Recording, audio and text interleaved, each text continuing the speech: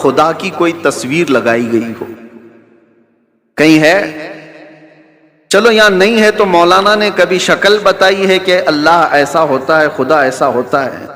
نہیں بتایا۔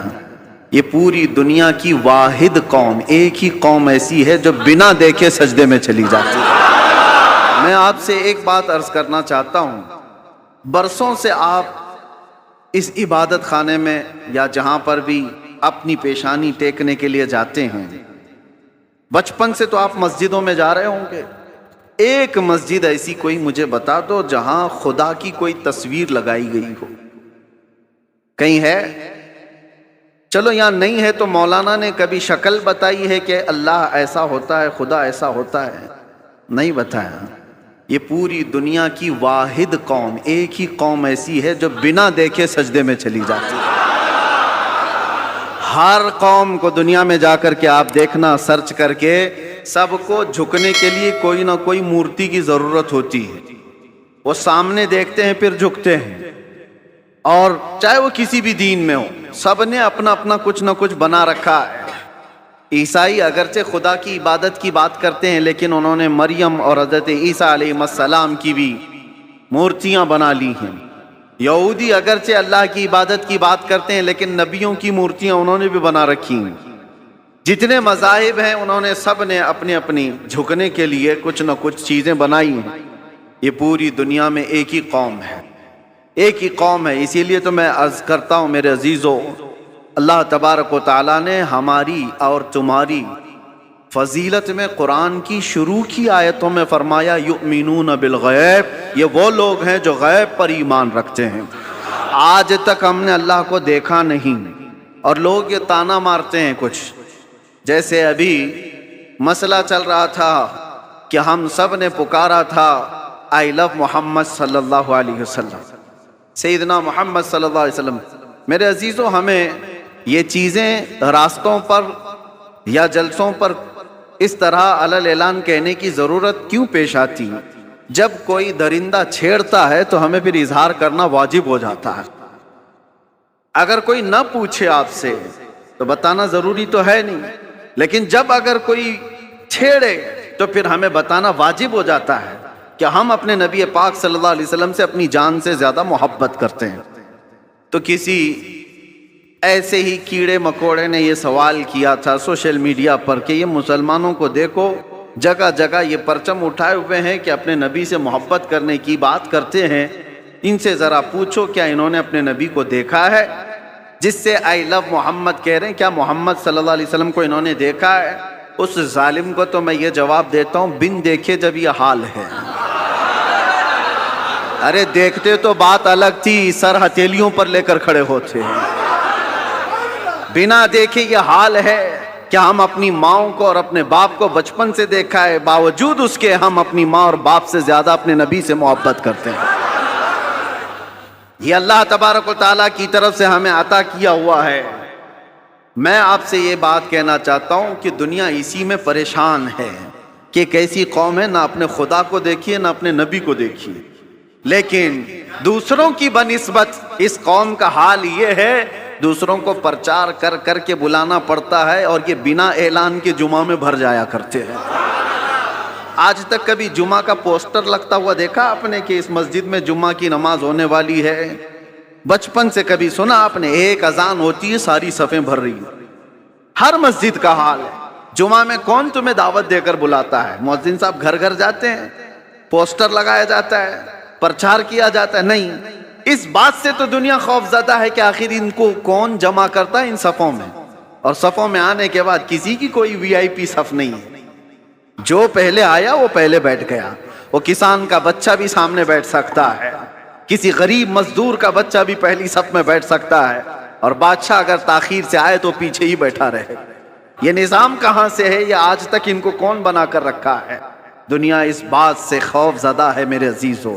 یہ وہ چیزیں ہیں، جارج برنارڈ شاہ ایک بہت بڑا مورخ ہے انگریز، اور اس نے یہ لکھا ہے کہ بہت سارے دنیا میں ریولیوشن آئے، دنیا میں بہت سارے انقلاب آئے، بڑی بڑی شخصیتیں آئیں، جیسے مارکس کا، لینن کا، اور بھی کئی ایسے بڑے بڑے شخصیات آئی، انہوں نے دنیا کے نظام کو بدلنے کی کوششیں کی، لیکن ان کا انقلاب، ان کا ریولیوشن 100 سال سے زیادہ تک نہیں چلا۔ ان کے اپنے شاگرد جب تک تھے تب تک ان کے انقلاب میں دم تھا۔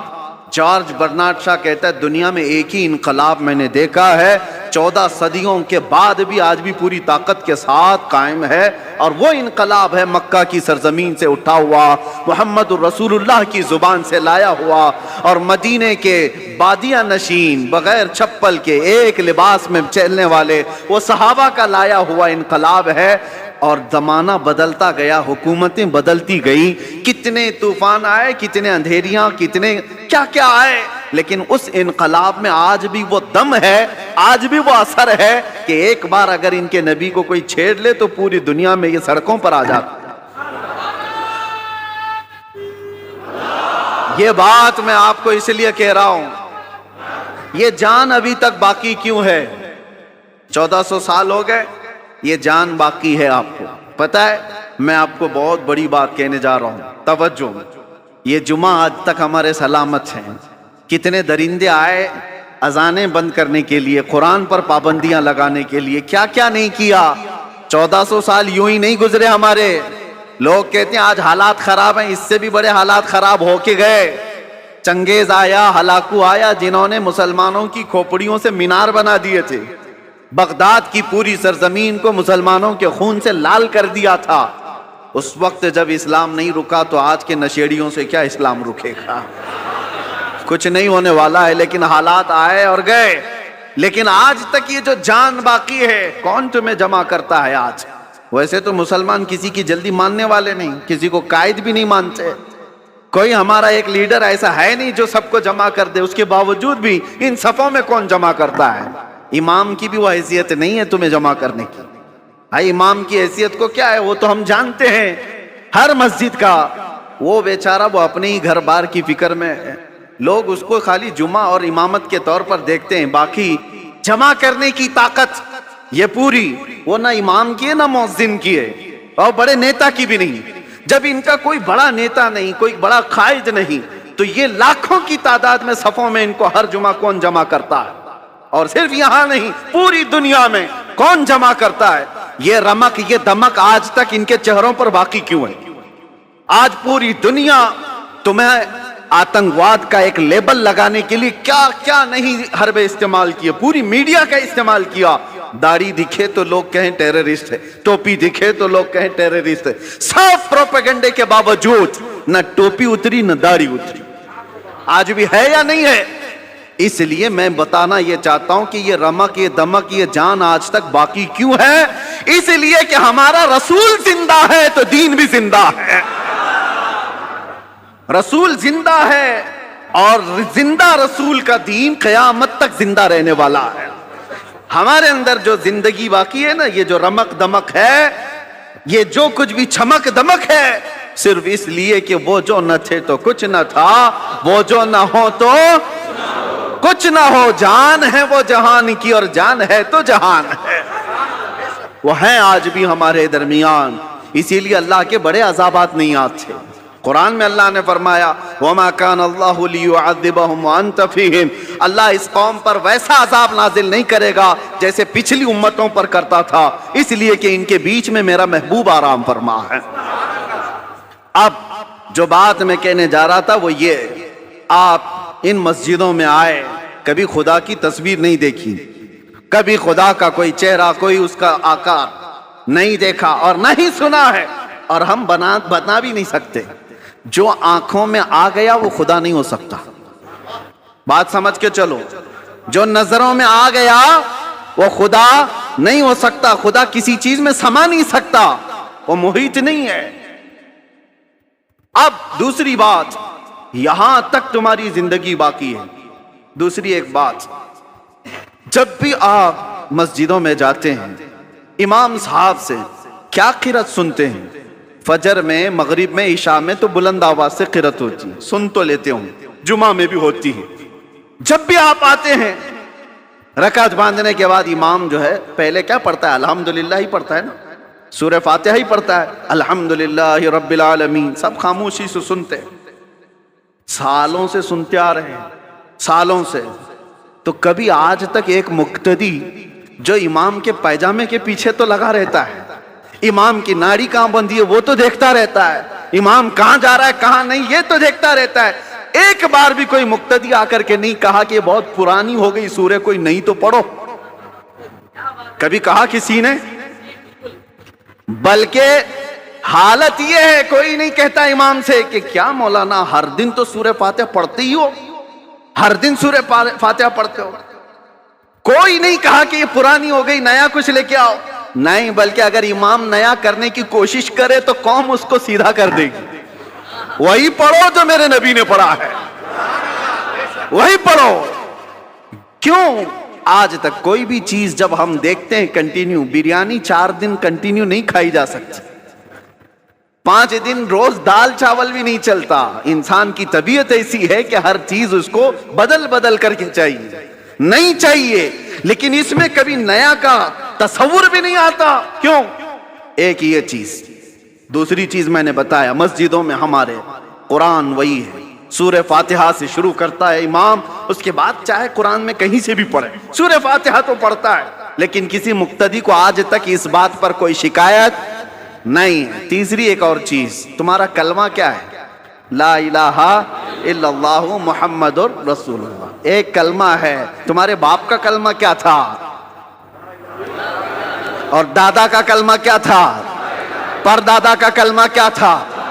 صدیوں سے ایک ہی کلمہ چل رہا ہے، ایک ہی کلمہ ہے، لا الہ الا اللہ محمد رسول اللہ. یہ کلمہ کبھی آپ نے اپنے ابا سے بھی نہیں پوچھا، مولانا سے بھی نہیں پوچھا، بہت سال ہو گئے کوئی نیا کلمہ تو لاتے ہیں، تھپڑ لگے گا کہ نیا نہیں اس میں یہی پرانا ہے. بلکہ حالت یہ ہے دوسرا کوئی ڈائلاگ ہو، کوئی گانا ہو، کوئی بھی چیز ہو، 4 مہینے 6 مہینے چل سکتی ہے، سال بھر 2 سال، اس کے بعد وہ سننے کو دل نہیں کرتا. آدمی چاہتا ہے یہ پرانا ہو گیا اب کچھ نیا سناؤ. کلمہ طیبہ کو کوئی بھی امتی یہ نہیں کہتا پرانا ہو گیا. ارے 70,000 بار بھی پڑھیں تو اس میں جدت اور لذت اور آتی، کبھی پرانا نہیں ہوتا. یہ ایسی چیزیں تمہارے پاس ہیں، تمہارے پاس ہیں. یہ جمعہ کی جماعت، یہ قرآن کی حقانیت، یہ کلمہ طیبہ کی جدت جو ہر زمانے میں ہے، کیا یہ تمام چیزیں اس بات کا ثبوت نہیں ہے کہ اسلام زندہ ہے اور قیامت تک زندہ رہنے والا ہے؟ کسی بھی جگہ پر تمہیں یہ چیزیں نہیں مل سکتی. ہر جگہ بہت کچھ بدلاؤ ہے. ہاں میں بتا سکتا ہوں چیلنج کے ساتھ، دنیا کا کوئی بھی مذہب ہو، کھلا ہے کتابیں، اور ہم بتاتے ہیں اس کے کتنے کتنے نسخے ہیں، کتنے کتنے. بائبل میں آج کتنے نسخے، 70 سے زیادہ نسخے الگ الگ ملتے ہیں. یونان میں الگ ہے اور یورپ میں الگ ہے. جو انجیل، Bible, old testament, new testament سب بدلی ہوئی ہیں. اور ہمارے ہاں کی کتابیں، ہمارے دیش میں جو بہت ساری مقدس کتابیں مانی جاتی ہیں، ان میں بھی ہیر پھیر، ادھر ادھر بدلاؤ الگ الگ ہے. لیکن افریقہ سے لے کر امریکہ تک، ہند سے لے کر کے آپ کسی بھی کونے تک جاؤ، قرآن سورہ فاتحہ سے شروع ہوتا ہے، والناس پر ہی ختم ہوتا ہے. فرقے بہت ہوئے دین میں، اسلام میں بہت سارے فرقے ہوئے، لیکن اس میں کسی کا اختلاف نہیں آیا. قرآن کے 30 پارے اور 114 سورتیں جو صحابہ کے زمانے میں تھی وہ آج بھی وہی موجود ہے. اس کلام پاک پر کسی کا اثر کیوں نہیں ہوا آج تک؟ کوئی قرآن نہیں بدل پایا، کوئی ایک پارا تو چھوڑو، ایک سورہ تو چھوڑو، ایک حرف بھی نہیں بدل پایا. زبر زیر اور نقطے بھی اس کے بدل نہیں پائے. 1400 سال سے ایک کتاب چلی آ رہی ہے، اس کتاب کو کوئی نہیں بدل پایا. اے مسلمانوں، میں تمہیں یہ فخر والی باتیں بتا رہا ہوں، اس سے بڑھ کر کے دولت جاؤ ڈھونڈ کر کے نکالو، کسی کے پاس نہیں مل سکتی. پھر تم کس بات کے مایوسی میں جیتے ہو ہمارے پاس کچھ نہیں ہے؟ اتنی بڑی دولتیں جس کے پاس ہے اسے سر جھکا کر نہیں، سر اٹھا کر جینا چاہیے. دنیا میں سر اٹھا کر کے جیو. اللہ رب العزت کے دی ہوئی یہ ساری نشانیاں تمہارے پاس موجود ہے. چلو ہم کہانیوں، جس کو یہ لوگ کہتے ہیں کہانیاں ہیں، غوث پاک کی کرامت سناؤ تو کہیں کہانی ہے، غریب نواز کی کرامت سناؤ تو کہیں کہانی ہے، حضور پاک صلی اللہ علیہ وسلم کے معراج کا واقعہ سناؤ تو کہتے کہانی ہے. تم کو یہ لگتا ہے پرانی باتیں کہانیاں ہیں تو ٹھیک ہے، لیکن جو قرآن آج تک موجود ہے اس کا جواب تو لا کر کے دے دو. یہ جو قرآن ہے یہ تو کہانی نہیں تمہارے پاس ہے. اور قرآن جگہ جگہ چیلنج کرتا ہے. اللہ خود فرماتا ہے فَأْتُوا بِسُورَةٍ مِّن مِّثْلِهِ, اگر ہمت ہے تو اس کی طرح کی ایک سورہ بنا کر کے لاؤ. اور یہ 1400 سال پہلے کیا ہوا چیلنج ہے. آج تو دنیا بہت ترقی کر چکی ہے, ٹیکنالوجی میں کہاں تک جا چکی ہے. پیٹروٹ میزائل اور منٹوں میں ادھر سے ادھر سفر کرنے والے, ان سارے ٹیکنالوجی کے بادشاہوں سے کیوں نہیں پوچھتے کہ ایک قرآن کیوں نہیں بنا پاتے, کیوں نہیں لائے؟ میرے عزیزو, اللہ کا یہ وعدہ ہے. اللہ فرماتا قُلْ لَئِنِ اجْتَمَعَتِ الْإِنسُ وَالْجِنُّ عَلَىٰ أَن يَأْتُوا بِمِثْلِ هَٰذَا الْقُرْآنِ لَا يَأْتُونَ بِمِثْلِهِ وَلَوْ كَانَ بَعْضُهُمْ لِبَعْضٍ ظَهِيرًا. اے رسول پاک آپ کہہ دیں سارے انسان مل جائیں, سارے جنات مل جائیں, سب مل کر کے ایک دوسرے کی مدد کر کے ایسا قرآن بنانا چاہیں, اللہ فرماتا ہے تب بھی وہ نہیں لا سکیں گے, نہیں لا سکیں گے. اللہ کا وعدہ ہے. تو آج تک جو اس کتاب کا مثل نہیں لا سکا وہ کتاب تمہارے پاس ہے, وہ قرآن تمہارے پاس ہے. مجھے بتاؤ اس سے بڑھ کر کے دولت اور کیا ہے؟ اس سے بڑھ کر کے دولت کیا ہے تمہارے پاس؟ یہ زندہ جاوید معجزے ہیں. اب یہ سب چیزوں کے بعد پھر میں آپ سے آخر میں اتنا کہنا چاہوں گا, جس کے پاس اتنی قیمتی چیزیں ہیں اس کو اعلیٰ حضرت کی یہ بات سننا چاہیے. اعلیٰ حضرت کیا کہتے ہیں؟ سونا پاس ہے, سونا بن ہے, سونا زہر ہے. اٹھ پیارے, 3 بار سونے کا لفظ استعمال کیا. سونا پاس ہے تیرے, اس کا مطلب کیا ہے؟ گولڈ. سونا پاس ہے, سونا بن ہے. بن کہتے ہیں جنگل کو. سونا جنگل سنا ہے نا, خالی پڑا ہوا جنگل ہے جہاں درندے, اس کو سونا جنگل کہتے ہیں. یعنی سونا پاس ہے تیرے, گولڈ پاس ہے, اور جنگل والا راج ہے. اور ایسے وقت میں سو کر کے رہنا یہ تو زہر ہے. اٹھ پیارے, ایسے وقت میں سونا زہر ہے. اٹھ پیارے, تو کہتا ہے میٹھی نیند ہے تیری متھی نرالی ہے, آنکھ سے کاجل صاف چرا لے یہاں وہ چور بلا کے ہیں, تیری گٹھری تاکی ہے اور تو نے نیند نکالی ہے. اور یہ دنیا کا حال یہ ہے, شہد دکھائے زہر پلائے, شہد دکھائے زہر پلائے, قاتل ڈائن شوہر کش. 3 لفظ اعلیٰ حضرت نے کہا. یہ دنیا کیسی ہے معلوم ہے؟ یہ قاتل ہے, یہ ڈائن ہے, یہ شوہر کش ہے. ایسی عورت کے یہ 3 لقب ہے. قاتل مطلب مرڈر کرنے والی, اور ڈائن کہتے ہیں وہ عورت جو روز شوہر بدلتی ہو, روز شوہر بدلتی ہو, اس کو ڈائن کہتے ہیں. یہ عورت کے لیے گالی ہے. اور شوہر کش کس کو کہتے ہیں؟ شوہر بدلنے والی تو ڈائن ہے, لیکن اپنے ہی شوہر کو مار دیتی ہو وہ شوہر کش ہے. دنیا کو اعلیٰ حضرت کہتے ہیں تینوں چیزیں یہ دنیا کے اندر ہے. جو اس سے محبت کرتا ہے, جو اس کے پیچھے بھاگتا ہے, یہ دنیا اس کو مرڈر کرتی ہے, اس کا قتل کرتی ہے, اور پھر بدل لیتی ہے. دوسرا آ جاتا ہے, آج لاکھ روپے تمہارے جیب میں, کل یہ پیسے کسی اور کے جیب میں. یہ روز بدلتی ہے اپنا عاشق, اور پھر جو اس سے عشق کرتا ہے اس کو مار بھی ڈالتی ہے, مار ڈالتی ہے. اعلیٰ حضرت فرماتے شہد دکھائے زہر پلائے, قاتل ڈائن شوہر کش, اس مردار پہ کیا للچائے, دنیا دیکھی بھالی ہے, وہ تو نہایت سستا سودا بیچ رہے ہیں جنت کا, ہم مفلس کیا مول چکائیں, اپنا ہاتھ ہی خالی ہے.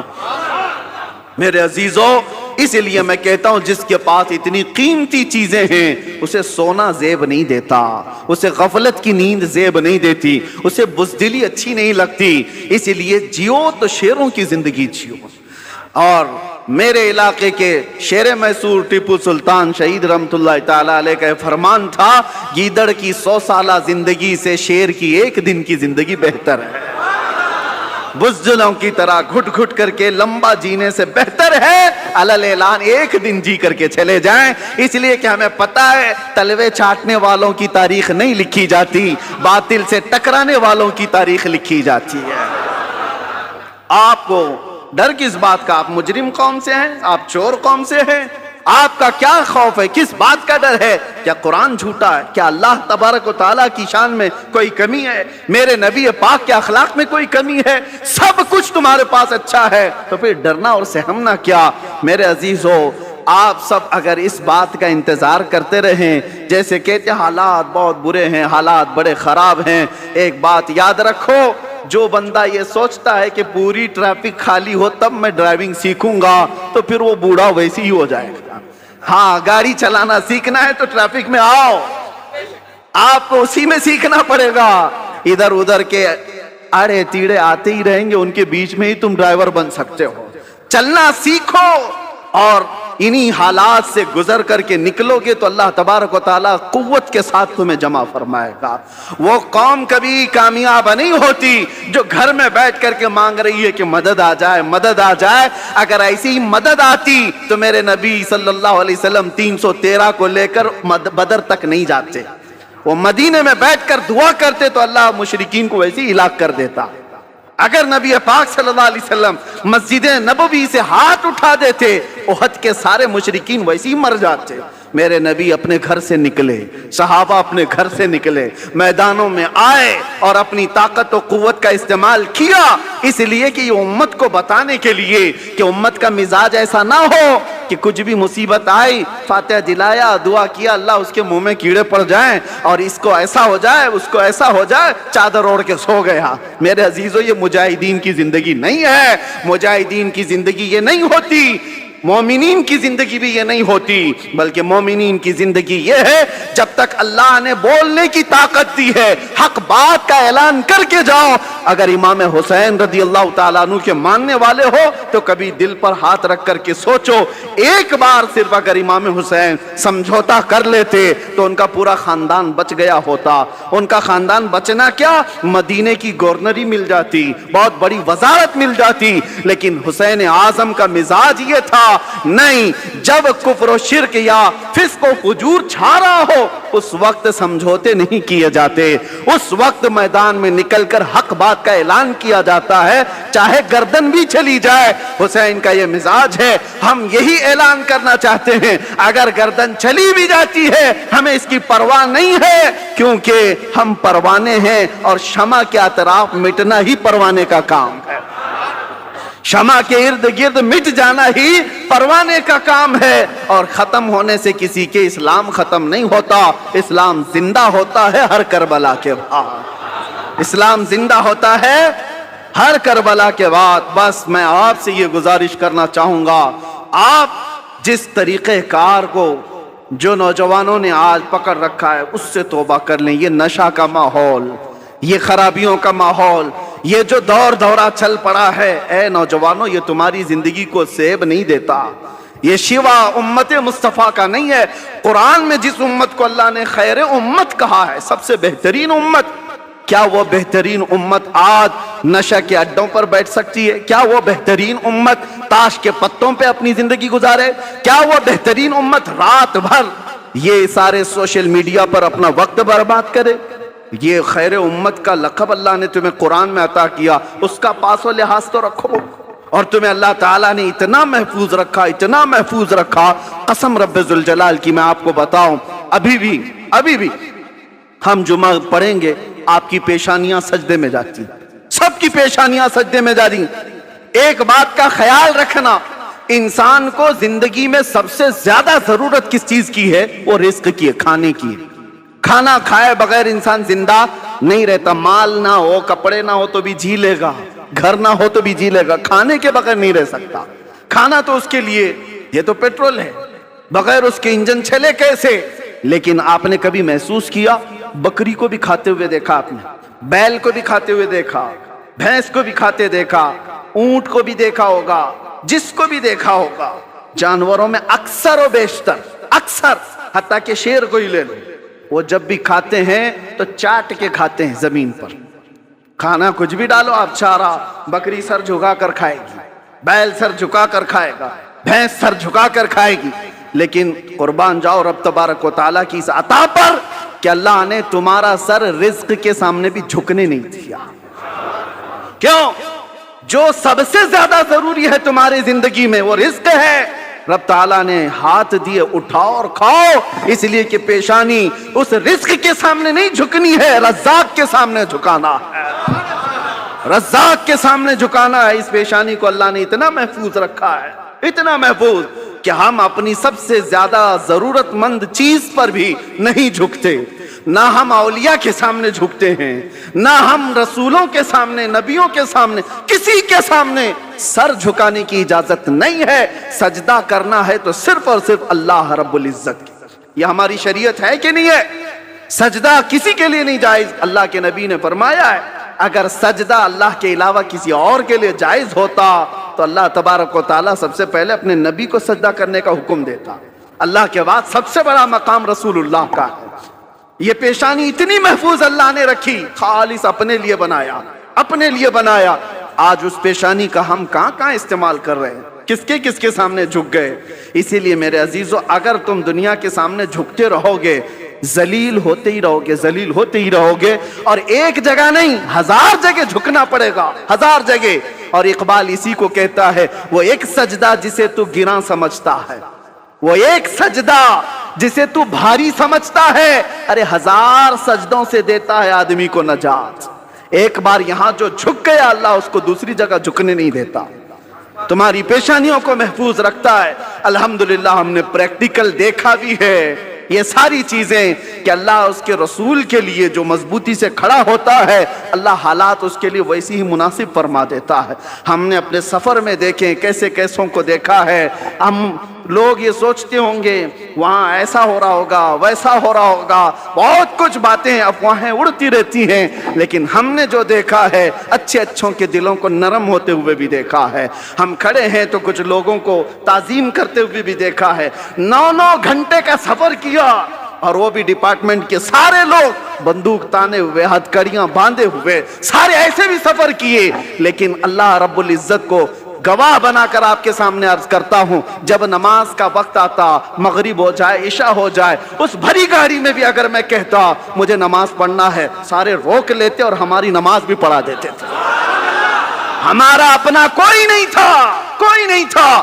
وہ گن تانے ہوئے لوگ بھی ہمیں ہماری چادر پر نماز پڑھنے کی اجازت دیتے تھے اور نماز پڑھ لیتے تھے. کئی مرتبہ گاڑی کو رکایا گیا، وہاں نمازیں ادا ہوئی. میں یہ اپنی تعریف میں نہیں کہہ رہا، اس بات کے لیے کہہ رہا ہوں کہ رب کے سامنے جو جھکتا ہے، اللہ دوسروں کے سامنے جھکنے سے بچا لیتا ہے. اور راستے اس کے لیے اللہ ہموار فرماتا ہے. تم بہانے کرتے رہو گے، 1000 بہانے آتے رہیں گے. ایک بار اللہ کی بارگاہ میں اپنے آپ کو سپرد کر کے تو دیکھو، اگر دنیا ایک دروازہ بند کرتی ہے، مولا 70 دروازے کھول دیتا ہے. رب تبارک و تعالیٰ کہنے سننے سے زیادہ عمل کی توفیق عطا فرمائے. ویسے یہ جلسہ نہیں تھا، یہ جمعہ ہے، لیکن بہرحال آپ کا جوش جمعہ کو بھی جلسہ بنا ہی دیتا ہے. بہرحال اللہ تبارک و تعالیٰ میرج کی سنیت کو ہمیشہ شاد و آباد رکھے.